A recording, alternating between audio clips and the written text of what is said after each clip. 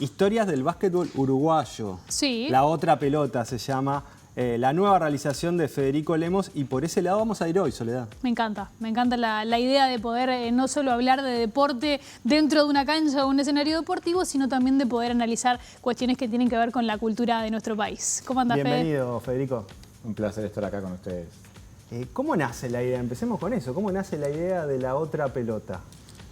Bueno, hace unos años atrás, cuando empecé a trabajar con algunos proyectos audiovisuales que iban a terminar probablemente en salas de cine, porque uno siempre piensa, ¿no?, cuál es el objetivo en final. Grande. Y a veces uno llega, a veces no. Los proyectos van quedando por el camino. A veces se archivan, a veces se desempolvan otros. Había fijado como una etapa de trabajo en donde yo quería intentar contribuir desde mi lugar como documentalista, como realizador, a trabajar en lo que es la construcción de cultura, de memoria ciudadana, más que cultura, construcción de memoria ciudadana de nuestro país, ¿no? A través de temáticas, distintas temáticas que nos han tocado como sociedad a todos de cerca. Y en ese sentido quería identificar, o intenté identificar, las grandes pasiones del pueblo uruguayo. Y ahí, en ese barajar cartas y poner sobre la mesa, aparecieron, por supuesto, el carnaval, el fútbol y la política, ¿no? Temas que siempre están sobre la mesa en nuestro país, en cualquier mesa, ¿no?, de domingo, de familia, en cualquier reunión de amigos, en cualquier asado. Y bueno, fui por ese camino y a lo largo de estos últimos años, digamos que trabajé en proyectos que han tomado, en algunos casos, mucha visibilidad. Como el de Jorge Valle. La política a través de Jorge Valle, además se estrenó en un año electoral, lo cual generó mucho más discusión y debate del que en un momento yo podría haber imaginado. ¿Eso lo planificaste? ¿Fue más casualidad? Te mentiría si te diría que no. En algún momento estaba pensado. Nunca podés tener certeza si vas a llegar en una planificación a la fecha indicada, porque además estaban las internas y las nacionales, y era complicado porque un movimiento de esos puede llegar a malinterpretarse o puede llegar a interpretarse como un movimiento quizás político, ¿no? Bueno, esta película, ¿por qué cae ahora? ¿Cuál es la intencionalidad que hay detrás de este proyecto? Y por supuesto la película no tenía ninguna intencionalidad política, ni mucho menos. Entonces no había una planificación, pero sí una intención de llegar a ese año. Pero volviendo un poco a esa idea de desarrollar proyectos sobre temáticas que estaban muy arraigadas al pueblo uruguayo, había identificado ese podio, ¿no? Y trabajé y pude llevar esos proyectos a la realidad y al cine. En un momento determinado sentí que había sido un poco injusto con el básquetbol, porque si bien el básquetbol y la otra pelota, porque en las casas de todos los niños uruguayos, los que fuimos niños y los de ahora, siempre está esa pelota de fútbol, y está la otra pelota a veces, que es la de básquetbol. Y bueno, es por ese lugar en donde intenté ser un poco más justo con algo que está muy arraigado a nosotros los montevideanos, sobre todo a los barrios. Cada barrio de Montevideo representa un club, una barriada tiene los colores de un club tiene cientos de niños jugando y practicando ese deporte, y de ahí salen grandes hombres, profesionales, deportistas, seres humanos, ciudadanos de este país. Entonces, el haber vivido en muchos barrios de Montevideo, porque viví en muchos barrios, me permitió tener contacto con muchos clubes, como Bohemios, como La Reborges, como Nacional, y en cada uno de ellos viví y compartí momentos hermosos con un deporte que además que tiene una particularidad, que es que unifica bastante, ¿no? Porque tirar al aro y errarle es lo más normal, y es también, como diría, una metáfora incluso de la vida, ¿no? Tratar de tirar y tirar hasta que entre, e intentarlo. Y es por ahí el proyecto que surge, ¿no? Tratar de ser un poco más justo con un análisis que hice superficial sobre lo que es importante a nivel cultural, social, educativo y deportivo en nuestro país, llevarlo al cine, y en ese sentido aparecía el básquet. Y otra cosa más, no había ninguna película uruguaya, ninguna realización documental sobre esta temática. Había un vacío documental enorme. Y hay figuras y personas, jugadores, seres humanos, que se fueron o se están yendo, y es importante también recordarlos. ¿Por dónde empezaste? Cuando tenías la idea, ¿por dónde dijiste, bueno, tengo que empezar por acá? Empecé por hacer el ejercicio de recordar y apelar a mi memoria emotiva. Cuando era ese niño en el barrio de Maroñas, iba a esa plaza de deportes, la número 5, y terminábamos jugando. A veces, cuando no encontrábamos la oportunidad en el picadito de fútbol, nos íbamos al costado y con la otra pelota tirábamos al aro. A partir de ese lugar y de esas vivencias personales, empecé a intentar, porque además hay una dificultad adicional en la elección de la temática. Yo, más allá de eso que les conté, jamás jugué profesionalmente al básquetbol, nunca fui seguidor de un equipo determinado, más allá que tuve simpatía por varios, entonces no me considero una persona especialista en la materia ni en el deporte, con la suficiente además autoridad como para hacer una película. Entonces tenía que rodearme bien, tenía que trabajar fuertemente en el área de investigación, lo hice con gente muy capaz, muy profesional, como Sebastián Cittadini, como otro montón de gente hermosa que ha trabajado en el proyecto y me ha asesorado fuertemente para poder llegar a identificar los puntos claves, incluso hasta en la elección de la música. Hoy hablábamos fuera de cámara de Jordan, ¿no? En la canción de Taylor's Problems. En un rodaje, Andrés Costa, director de sonido de la película, me dijo: esta película que respira básquet y respira Montevideo y respira un montón de cosas, tenés que tener a Jordan. Y además una banda uruguaya. Una banda uruguaya, claro. Que le llevó a Jordan. Que le llevó a Jordan, le llevó a grandes jugadores de básquetbol del mundo. Y fue él quien me arrimó esa posibilidad. Y fue un equipo de gente increíble que trabaja alrededor de Medio y Medio Films y que apoya este tipo de proyectos, los que me nutrieron de las cosas que yo no tenía. Porque las vivencias y la posibilidad de identificar algo es un poco de intuición, de olfato, pero después hay un equipo atrás que comandó eso. ¿Y cómo fue la recepción de los jugadores a la hora de convocarlos? Porque hay varias décadas del básquetbol uruguayo que están en la película.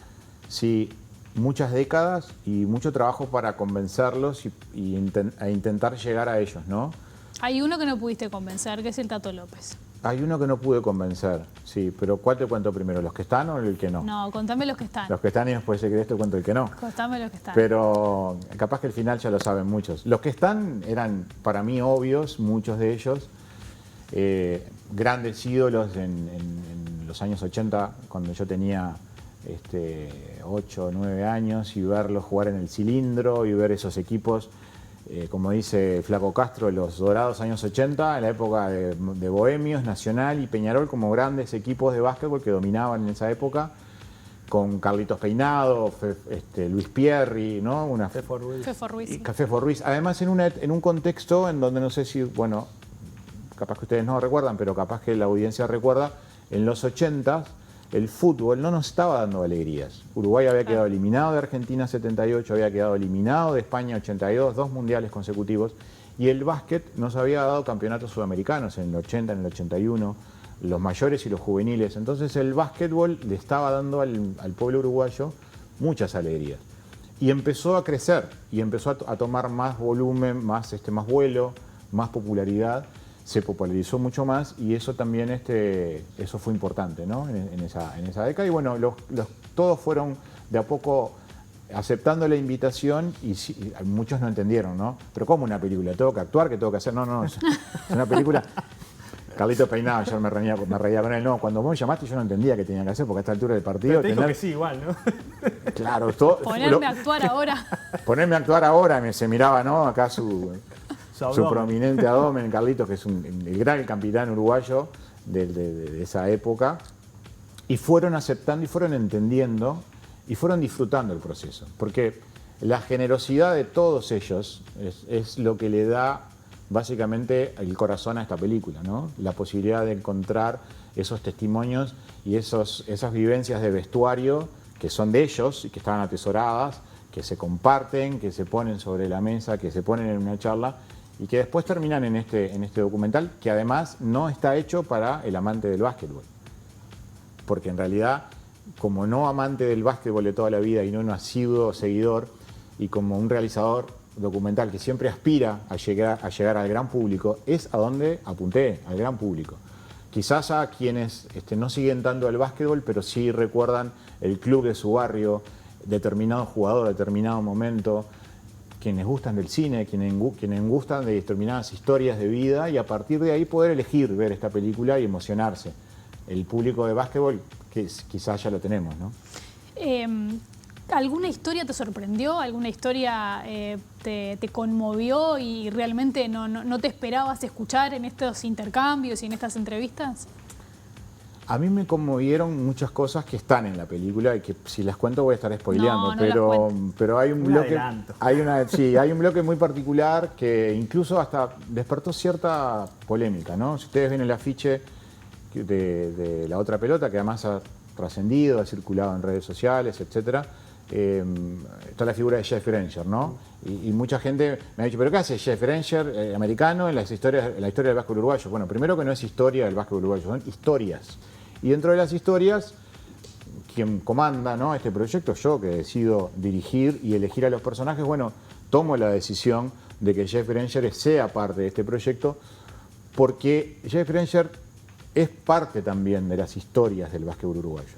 Porque lo vi jugar, porque lo vi echar raíces en este país, su hijo, sus nietos, porque si bien sigue hablando tan mal como desde el día que llegó y pasaron 40 años, es un personaje que junto con otros americanos como Medrick y un montón más están en un bloque fundamental de la película, que incluso no está ni siquiera hablado en español, está en inglés.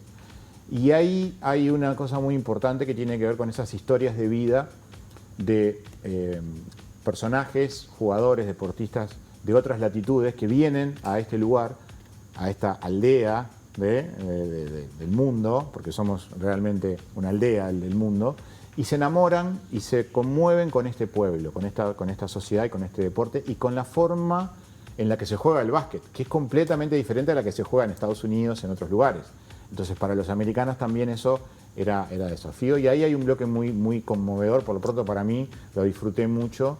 Y en la película creo que es un momento muy lindo también. Me da la sensación de que sos muy detallista porque también hablas del básquetbol femenino. Victoria Pereira es una de las entrevistadas y es la primera mujer que jugó a nivel internacional representando a Uruguay. Sí, Sabina Bello también está. Sí, ¿no? hay un bloque no solamente del básquetbol femenino, también del básquetbol infantil. Y lo que tiene que ver con el después de los jugadores que se retiran y siguen vinculados al deporte y siguen vinculados desde un lugar en que para ellos es muy importante, devolviéndole a la sociedad, y en este caso a las nuevas generaciones, mucho de lo que el básquet les dio. Para mí el tema del bloque del básquetbol femenino, que también en algún caso tuvo alguna controversia, como lo tuvo el tema de Jeff, como tuvo otras cuestiones. ¿Qué te dijeron, por ejemplo?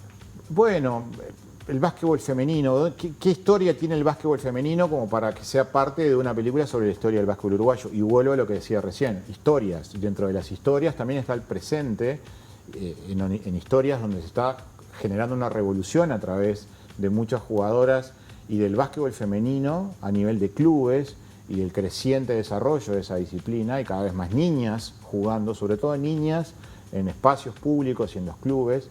Entonces me parecía muy importante que eso también estuviera y que fuera parte, como una historias mínimas dentro de una gran historia que construyen por lo pronto este camino narrativo, ¿no?, que es La Otra Pelota. Y bueno, está ese bloque, sí, hay un montón de bloques que tienen que ver también con cómo se plantea además la película, que está planteada en cuartos, entre tiempos y minutos de tiempo. Bien como un partido. Es un partido, la película es un partido de básquet. Aparecía Víctor Hugo Berardi también. Víctor Hugo Berardi a través del archivo, por supuesto que los que no están los pudimos tener en la película. Los que no están por decisión están también, ¿no? Me preguntabas, o hablábamos de los que decidieron no estar, en el caso de Tato López, uno de los grandes, o de los más grandes jugadores de básquetbol de todos los tiempos de nuestro país, junto con Oscar Moglia. Hay dos corrientes, ¿no? Algunos ponen a Moglia, otros ponen a Tato, dos grandísimos jugadores. Tato, a pesar de que no es parte de los testimonios de la película por decisión propia, él es parte de la película, es parte de la historia del básquetbol uruguayo y está con archivos, está con jugadas, está con momentos emotivos y es parte fundamental también de uno de los cuartos de la película. ¿Cuánto tiempo te llevó este proyecto?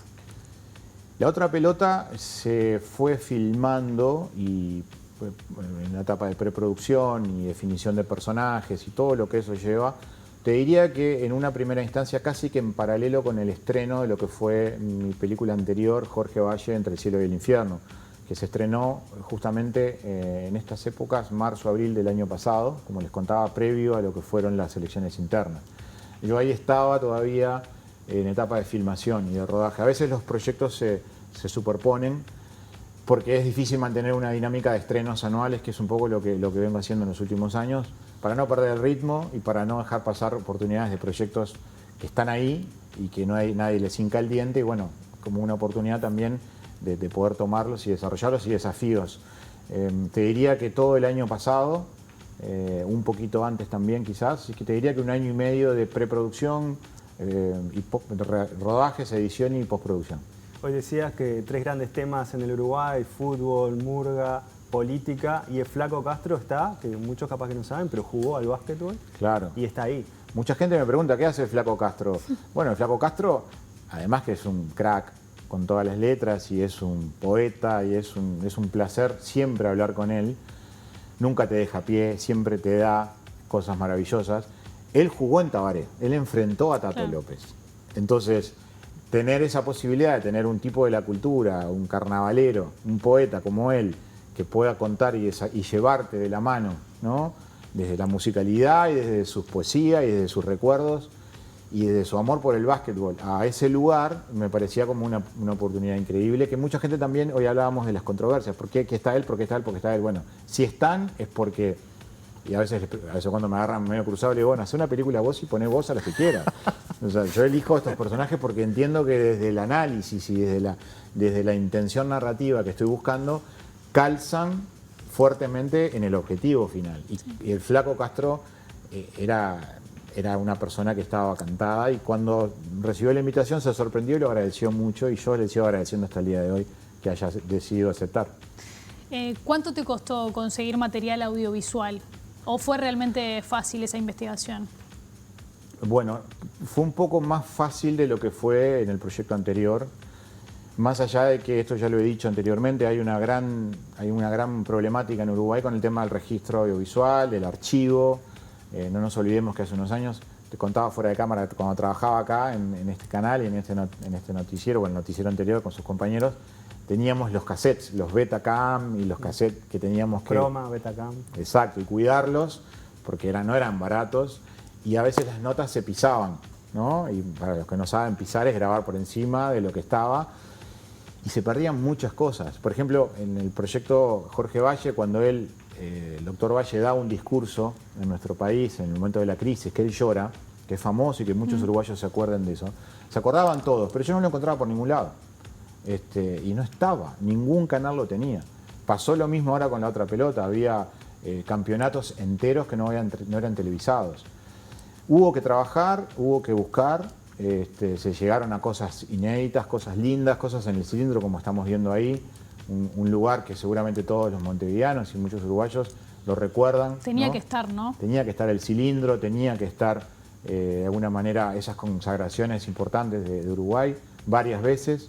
Y bueno, fue un trabajo que siempre es parte, en los procesos documentales el archivo es todo, ¿verdad? Es lo que te lleva de la mano y te hace viajar y te hace recorrer por un montón de lugares que, por supuesto, se apoya desde lo testimonial, se apoya desde el montaje, desde la música, pero el archivo es muy importante. ¿Cómo haces para desprenderte de lo emocional? Y voy a la película de Jorge Valle. Vos emigraste en 2002, un año muy complicado para el Uruguay, y venís a hacer una película repasando cosas que pasaron ahí. Sí, bueno, es que todos mis proyectos documentales, todas mis películas tienen un fuerte anclaje con una experiencia personal, una vivencia personal. En este caso, les contaba lo que pasaba cuando era chico allá en el barrio, íbamos a jugar a la placita. En el caso del doctor Valle, fui uno de los, y lo he contado también, uno de los tantos uruguayos que emigró en la crisis del 2002. Padecí la pérdida del trabajo, de mi casa, fue difícil, hubo que ir a recomponer y un lugar lejano en el norte con mucho frío, tratar de remontar, algo que estaba muy complicado.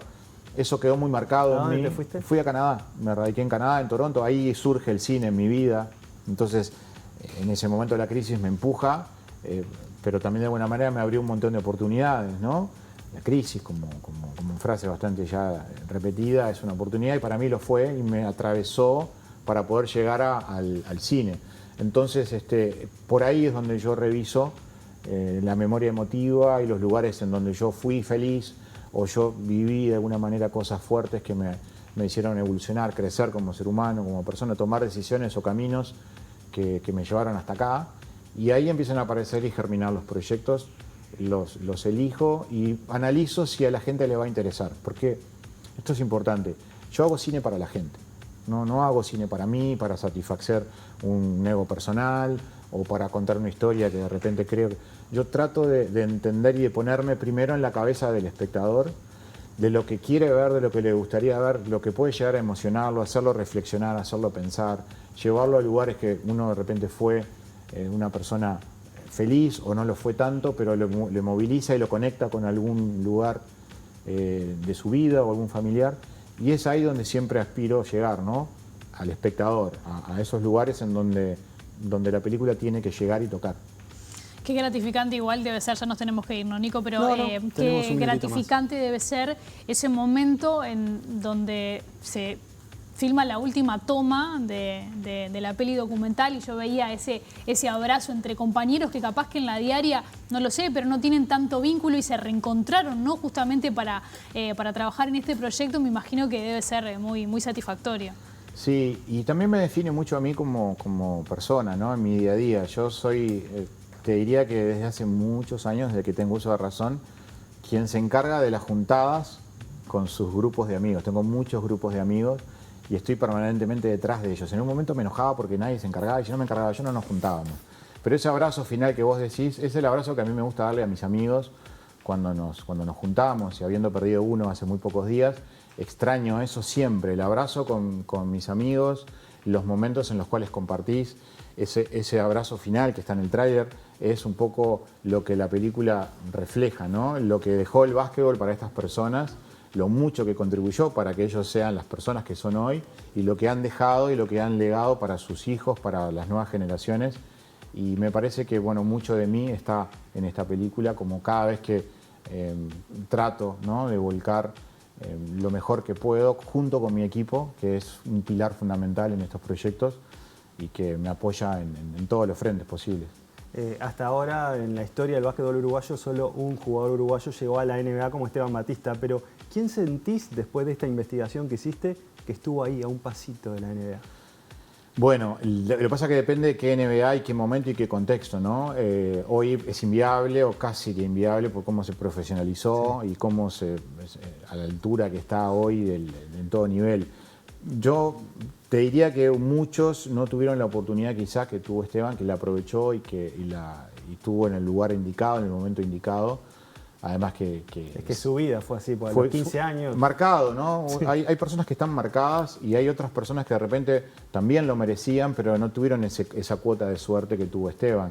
Yo sería muy injusto si te digo quiénes no o quiénes sí, pero creo que hay muchos que podían haber llegado y podían haber tenido una oportunidad y podían haberlo hecho. Tato, sin ninguna duda, si Tato hubiera tenido la oportunidad de estar en la NBA en el esplendor de su carrera y de su momento, hubiera sido increíble. Pero bueno, es contrafáctico pensar eso, simplemente lo digo desde un lugar de observación, ¿no? Ahora sí, nos están diciendo que nos tenemos que ir, pero bueno, mañana la van a premiar. ¿Y dónde se puede ver la película? Y a partir del 3, ¿no? Ya para todo el público. Exacto. Mañana vamos a tener la fiesta del básquetbol uruguayo en el Auditorio Nacional del Sodre. Vamos a estar parados, estoicos, frente al fútbol, porque mañana hay 2 partidos. La Copa Libertadores, justo juegan los 2 grandes. Maravillosa noche para nosotros, para estar en la parte de la película. Habla de eso, ¿no? En un país futbolero, ¿en qué otra noche se podía estrenar la película que no fuera una noche como la de mañana? En ninguna. Entonces mañana hay un desafío adicional que es llenar el Auditorio del Sodre, que lo vamos a hacer en una hermosa alfombra naranja, que es la fiesta del básquetbol, del deporte y la cultura de nuestro país. Y el día después, en las salas de cine, todos la pueden ir a ver. Recién vieron el tráiler, no sé si lo vamos a dar de vuelta, pero es lindo poder compartir y llevar esto a las salas de cine. Muchas gracias, Federico. Gracias por estar,